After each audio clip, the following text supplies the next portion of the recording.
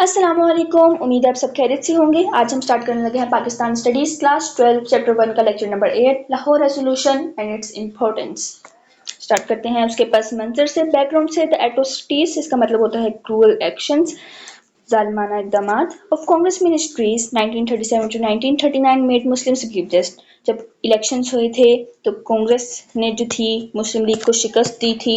कांग्रेस ने सीट्स जीती थी, नशिस्तें जीती थी, इलेक्शंस जीते थे। तो उन्होंने 2 साल हुकूमत की थी 1937 से लेकर 1939 तक। तो उनकी जो हुकूमत थी उसमें मुसलमान, उनको ये यकीन दिला दिया गया था कि मुसलमानों के जो सियासी हकूक़ हैं, पॉलिटिकल राइट्स, रिलीजियस फ्रीडम, मजहबी आज़ादी, उनके समाजी व माशी हकूक़, सोशियो इकोनॉमिक राइट्स, वो जो थे वो यूनाइटेड इंडिया में महफूज नहीं थे। ठीक हो गया। उसके बाद जब कांग्रेस वज़ारतों ने इस्तीफे दिए, उन्होंने फ्यू मंथ्स आफ्टर रेजिग्नेशन, इस्तीफे होता है ओहदे से दस्तबरदारी ऑफ कांग्रेस मिनिस्ट्रीज, मुसलमानों ने एक अलग वतन का मुतालबा करना शुरू कर दिया। ये मुतालबा जो सबसे पहले जो it was raised during the 27th annual of all India Muslim league, ये मुतालबा ऑल इंडिया मुस्लिम लीग के 27वीं सालाना इजलास एनुअल सेशन में किया गया था। उसके बाद है लाहौर सेशन डिटेल्स। लाहौर में जो इजलास हुआ था उसकी तफसील। ये बेटा ये एमसीक्यूज पॉइंट ऑफ व्यू से भी आपके लिए बहुत इंपॉर्टेंट है। ये वेन्यू और प्रेजेंटर, तो आप ये याद रखिएगा। डेट जो थी ये कब हुआ था? 22 से 24 मार्च 1940। वेन्यू इसका था मिंटू पार्क, अब लाहौर में, लेकिन अब इसको हम इकबाल पार्क कहते हैं। इसका जो प्रेजेंटर थे, जिसने इसको प्रेजेंट किया था, वो थे A.K. फजल हक। He was the prime minister of Bengal. ठीक हो गया। उसके बाद है landmark in freedom movement.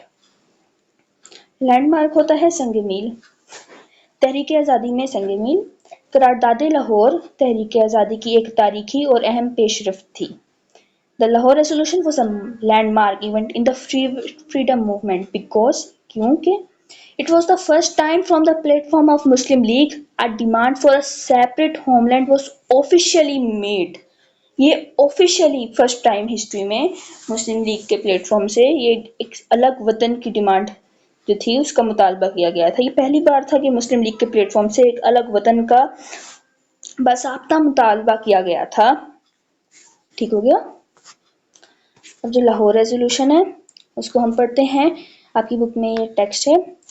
The resolution ran, no constitutional plan would be workable in this country or acceptable to Muslims unless it is designated on the following basic principles, namely that geographically contiguous units are demarcated. बेटा आप इसको read कर लीजिएगा, मैं आपको इसको समझा देती हूँ।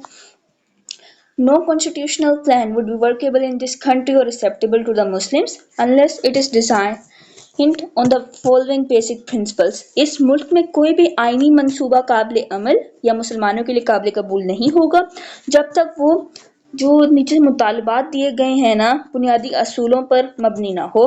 कॉन्स्टिट्यूशनल प्लान कहते हैं आईनी मंसूबा, मतलब a system of rules for governance. Workable होता है काबिल अमल, practical can be applied, acceptable होता है काबिल कबूल, एग्रीड अपॉन, सेटिस्फैक्ट्री, और बेसिक प्रिंसिपल होता है बुनियादी असूल, कोड, रूल और आइडिया। ठीक हो गया।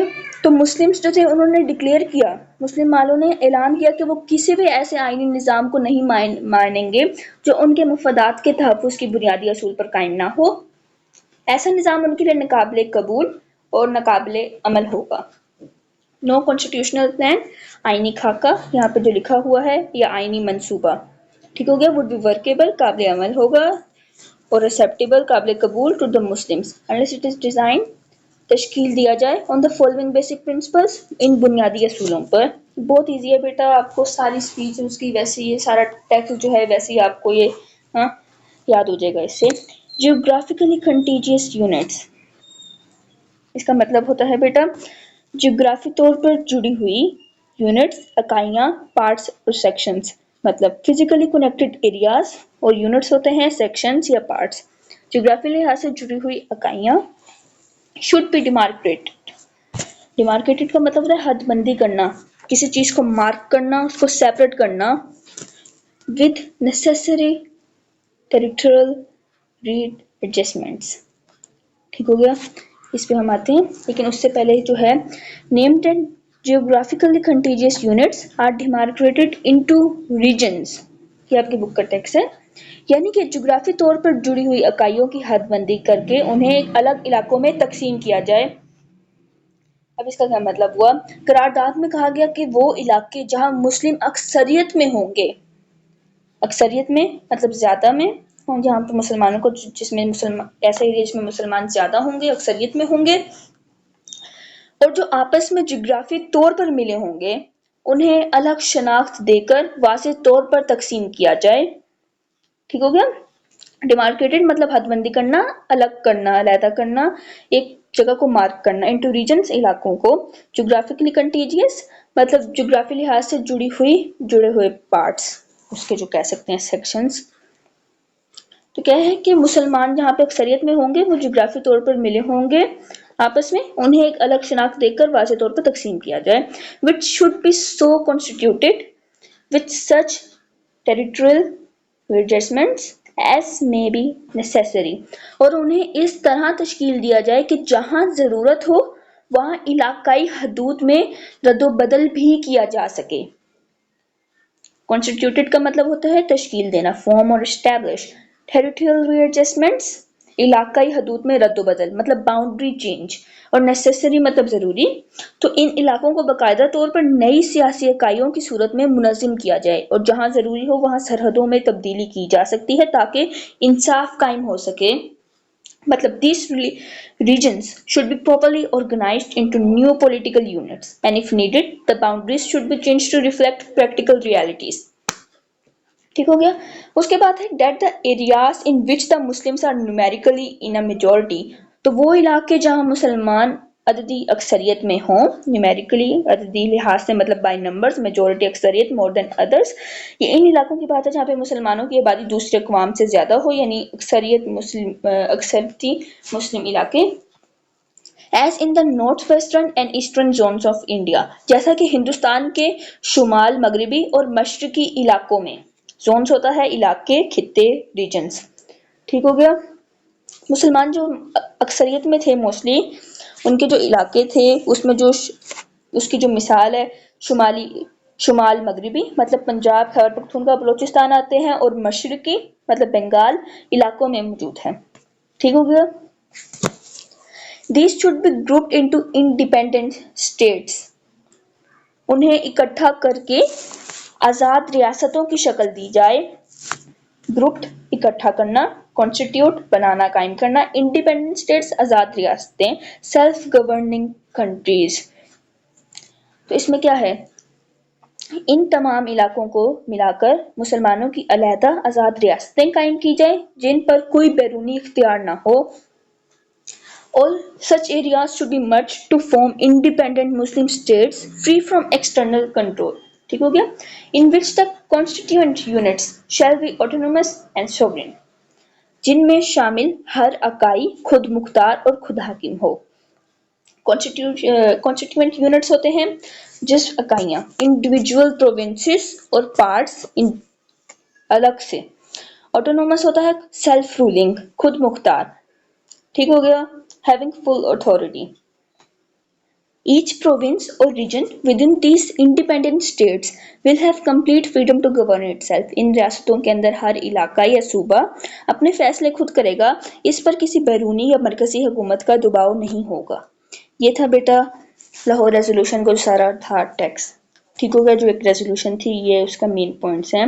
اس کی چھوٹی سی سمری ہو جائے تو اس میں یہ ہے کوئی بھی آئینی جو خاکہ ہے، منصوبہ ہے، وہ مسلمانوں کے لیے قابل عمل یا قابل قبول نہیں ہوگا جب تک وہ جو چند یہ جو بنیادی اصول ہیں اس پر مبنی نہ ہو۔ اس میں کیا ہے؟ جغرافی لحاظ سے جڑی ہوئی اکائیوں کو مناسب حد بندی کے ساتھ علاقوں میں تقسیم کیا جائے، اور جہاں ضروری ہو علاقائی حدود میں تبدیلیاں کی جائیں۔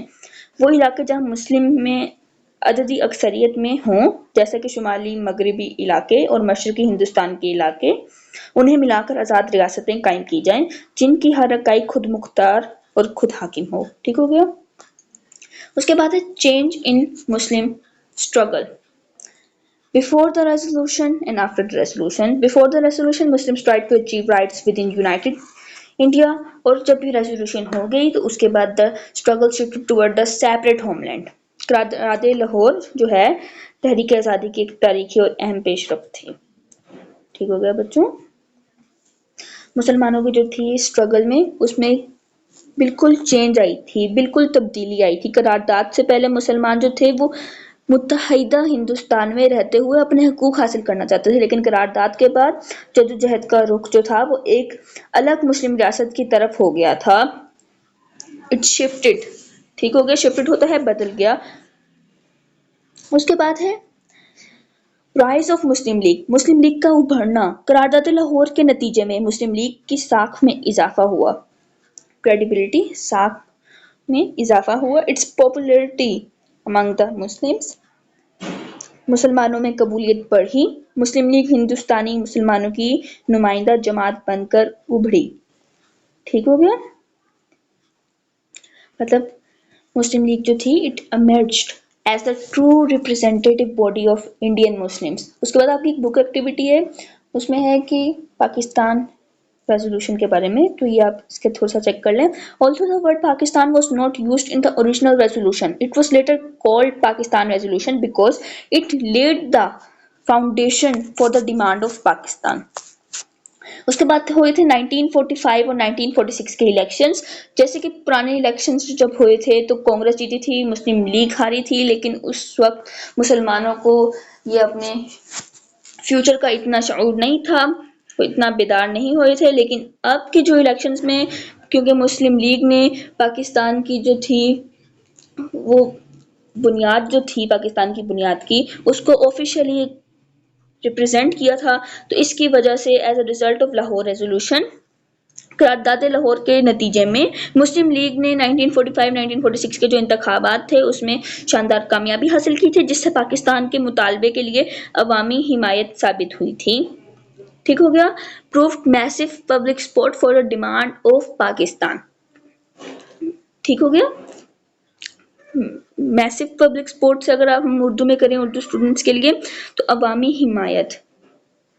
ٹھیک ہو گیا. پبلک سپورٹ عوامی حمایت. Leadership of Quaid Azam. Quaid Azam prestige increased. Quaid Azam کا عزت اور مرتبہ بڑھ گیا تھا. وہ مسلمانوں میں کے غیر متنازع بلا جواز رہنما بن گئے تھے. مسلمانوں نے ان کی قیادت پر مکمل اعتماد ظاہر کیا تھا. ٹھیک ہو گیا بچوں. Thank you for watching. Kindly like, share and subscribe.